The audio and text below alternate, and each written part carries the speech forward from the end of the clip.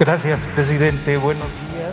José Sobrevilla, noreste.net, Jalapa y Noreste Diario, Poza Rica. Nuestra pregunta es, ¿por qué si México contaba con los recursos para la compra de la refinería de Texas, Deer Park, por qué no fue adquirida antes? Uno, ¿qué cuentas le entregaron del porcentaje accionario que ya existía? ¿Y quién se hará cargo de la gerencia? Primera pregunta, si me permite. Bueno, se empezó a ver lo de la compra de la refinería desde el año pasado, desde mediados del año pasado. Cuando comienza la crisis por la pandemia que afecta la economía, que afecta mucho al sector petrolero, hubo como un mes en que no tenía precio el petróleo, si se acuerdan, se cayó el precio del petróleo. Y no solo eso, se cayó el consumo y andaban cientos de barcos como almas en pena, cargados de petróleo, los buquetanques, porque no podían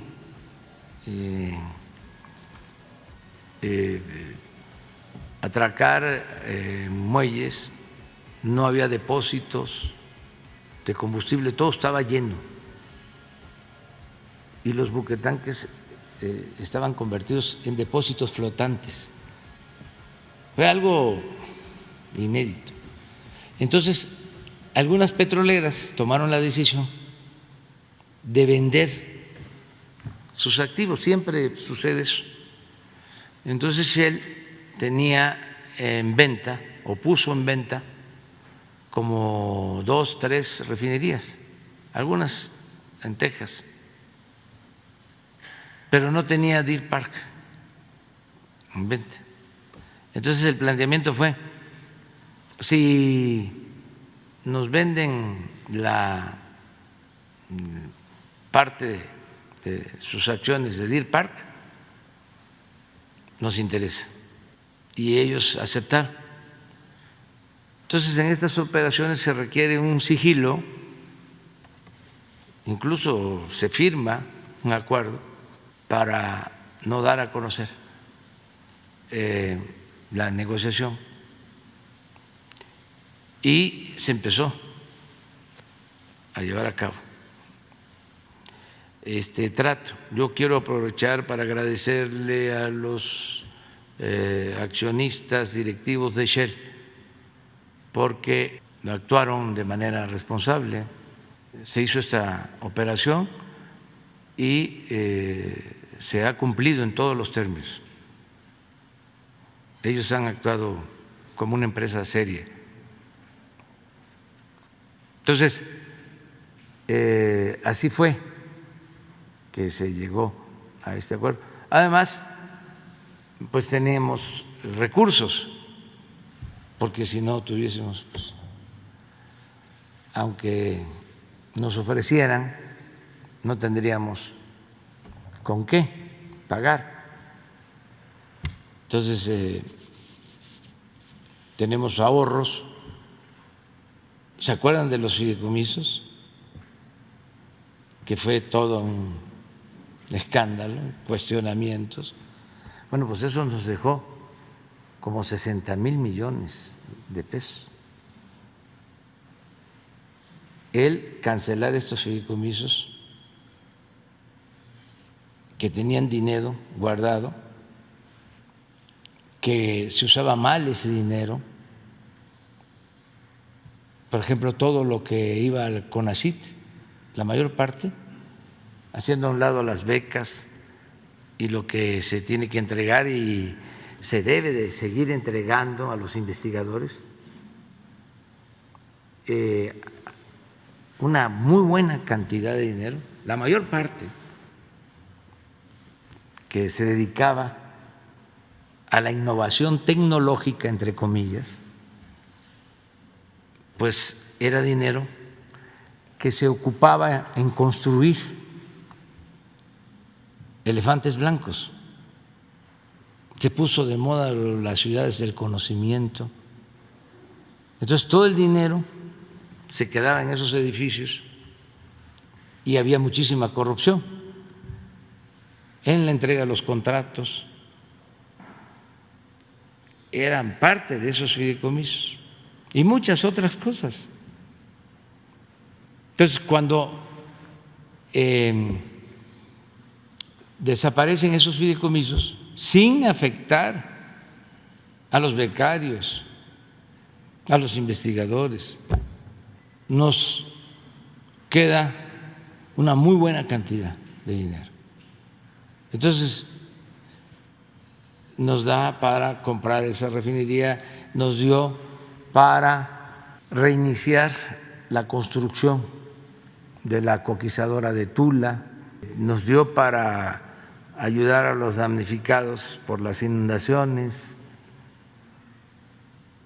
para la compra de enseres a miles de familias que resultaron afectadas. O sea, nos da para que no nos falte presupuesto.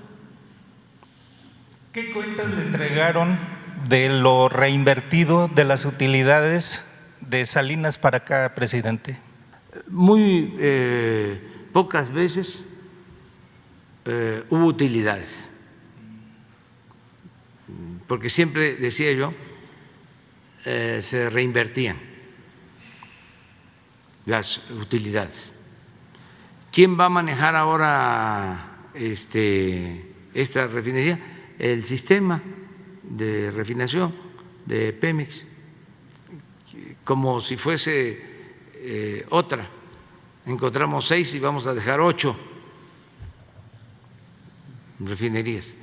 Y lo más importante es que vamos a tener capacidad para procesar toda nuestra materia prima. También es importante, porque hay mucha confusión o falta de información. Uno desea, por ejemplo, de que todos los mexicanos tengan acceso al Internet. Y muchos que vivimos en la ciudad pensamos de que hay Internet en todo el país. Y a veces también pensamos que si hay una noticia en las redes, ya se enteró todo México. Pues no es así. Aún con el avance tan importante del Internet, siendo el Internet un medio de comunicación fundamental, yo creo que es una de las aportaciones más destacadas de nuestro tiempo. Aún así, la mitad de los mexicanos no tiene acceso al Internet. Y territorialmente hay Internet en el 20% del territorio nacional. No hay Internet en el 80%. Por eso nuestro plan de que haya Internet en todo México, porque eso va a significar una revolución de las conciencias. Lo mismo cuando deseamos que ya no haya contaminación. Es decir, a ver, ya no debemos de seguir utilizando los recursos no renovables, como el caso del petróleo. Ya vámonos a otras energías alternativas. Dicen, ya no se va a necesitar el petróleo hacia el futuro. Desgraciadamente, va a transcurrir todavía bastante tiempo para que dejemos de utilizar el petróleo. De acuerdo a las proyecciones, se va a necesitar todavía el petróleo hasta 2050. Entonces, ¿qué es lo que tenemos que hacer? Utilizar esta energía, este recurso no renovable, fósil, de manera responsable y no extraer petróleo más de la cuenta. Por eso también la política de no vender petróleo crudo. Hubo un año, el 2004, que se extrajo petróleo a razón de 3.400.000 barriles diarios. 3.400.000 barriles diarios. El doble de lo que estamos extrayendo ahora. Entonces nosotros no vamos a pasar, aunque descubrimos 3 grandes yacimientos, nunca vamos a extraer más de 2 millones de barriles diarios en el tiempo que nos queda. Porque con 1.800.000, 2 millones de barriles diarios tenemos para producir toda nuestra gasolina y todos nuestros combustibles, lo que es fortalecer la economía interna y dejar reservas. Nosotros vamos a dejar más reservas que las que recibimos, porque es la herencia de las futuras generaciones.